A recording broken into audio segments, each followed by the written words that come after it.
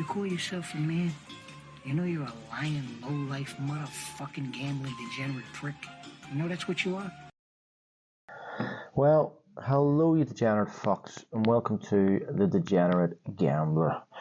It's Thursday the 23rd of May, and, well, that's basically it. The football, the main leagues are all either wrapped up or wrapping up. Premier League was Sunday, so there hasn't been much on this week. So I'll basically go over some bets from last week.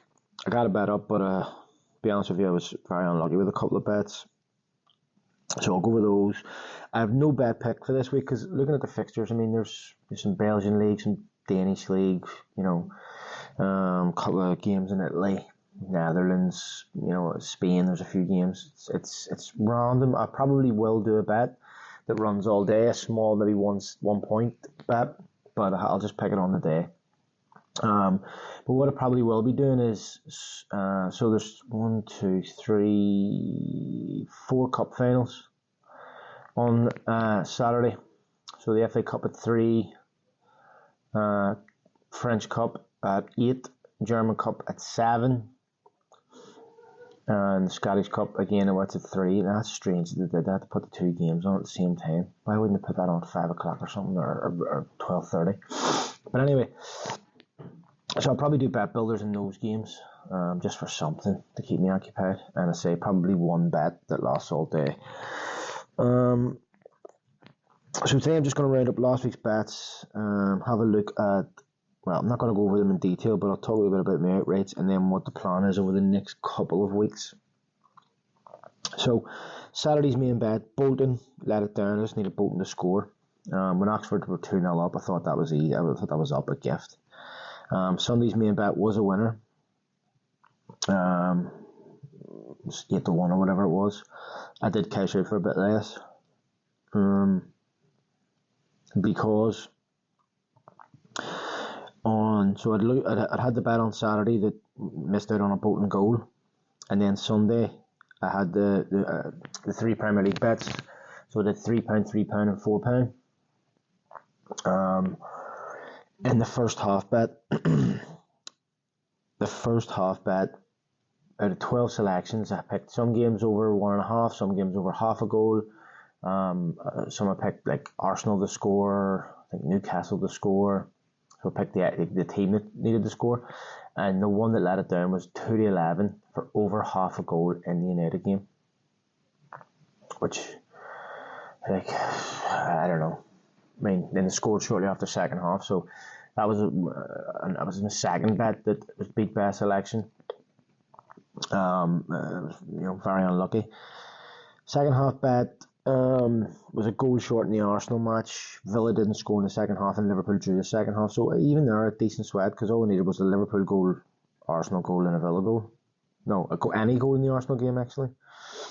The 90 minutes bet was beat as well, but I think it had more selections beat. So Burnley and Forest, there was only 1 card when I needed 2, which is close enough. Palace had 8 corners when I needed over 8, so that was on the money too. Actually that was close. And then Spurs, both teams to get a card. Spurs didn't get a card, and that also beat. Have you seen that? I took the 4 best selections, my 4 favourite selections, and stuck like tenner on that too, and that Spurs one beat that. So now I'm on the 4 bets here that have hit the post. So that's why I took the 80 quid cash out of the other bet. I did a bet in Spain as well that only 2 let it down, and then that night in France, Toulouse not scoring let it down. So that's 5 bets over the 2 days that hit the post. Like I said, I think I said this on Twitter. If I hadn't got that bet, I would have been pulling my hair out. But the fact that that covered all my stake basically for the week and a wee bit more. So it's not that bad, but that is frustrating. Very frustrating. So yeah, that was last week, the end of the Premier League. So my outright bets, I had 1 still running, which wasn't likely because goal scorers needed Eze to score a couple, and then it ended up Mateta ended up fucking scoring a hat-trick in the last day of the season, so I beat that. The other one had no chance because Rashford was out injured. But I had 2 of those scores up. My other two of my other outright bets were pretty bad. They were beat ages ago. And the one I talked about a while ago, Middlesbrough let it down by not finishing the playoffs.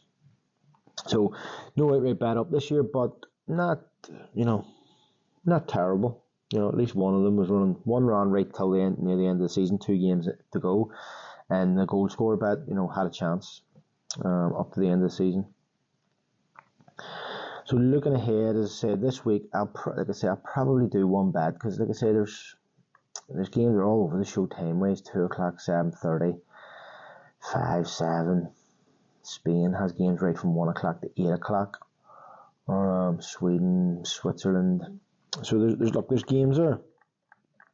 It's just I'm not going to just pick a bet yet. I'll just wait and do it on the day. But I will probably do.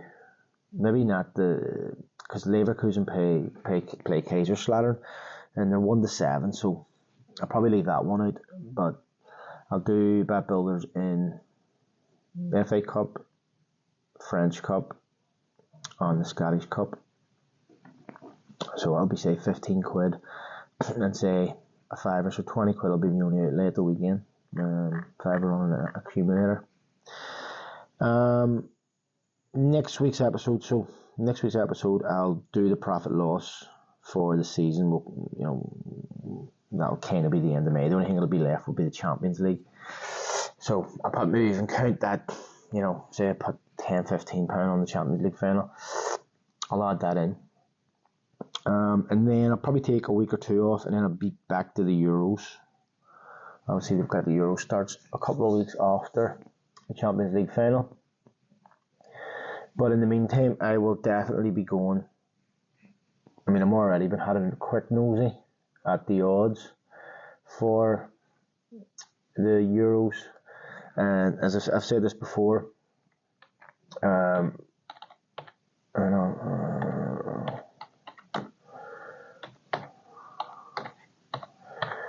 apologies, just logging into my Bet365. Fucked up. Anyway, fuck it. Yeah, so I've already had a quick nosy at some of the odds, but I need to pick a 20 quid bet for my syndicate. So we all just got our payout there, and we have to pick a £20 outright bet or £20 worth of outright bets for the tournament. Then I've worked it out because I'm the secretary, so I do all the hard part. I've worked out a way for us to get, there's 8 of us in it, I've worked out a way for us to get 7 bets from that takes us through the groups up to the semis. So everybody will get a certain amount of games, and then somebody will get the last 16, somebody will get the last 8, somebody will get the last 4, and then for the final, we all do sort of a fiver bet builder. And we've actually been quite successful at the Euros and the World Cups in the past.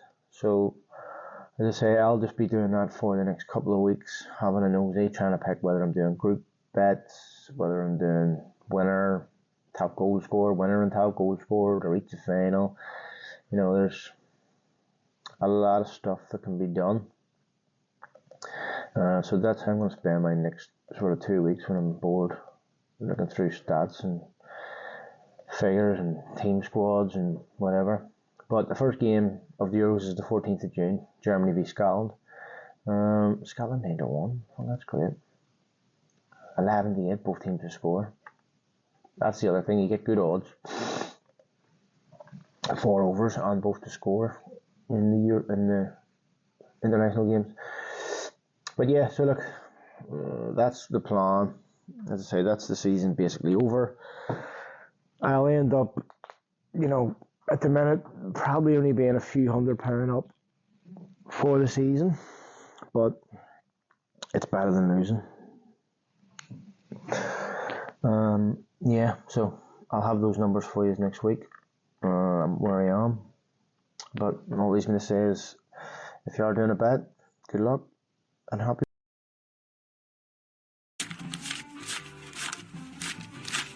Here, get the fuck out of here. Yeah, thanks. Let me find out you fucked up. I'll leave you wherever I find you.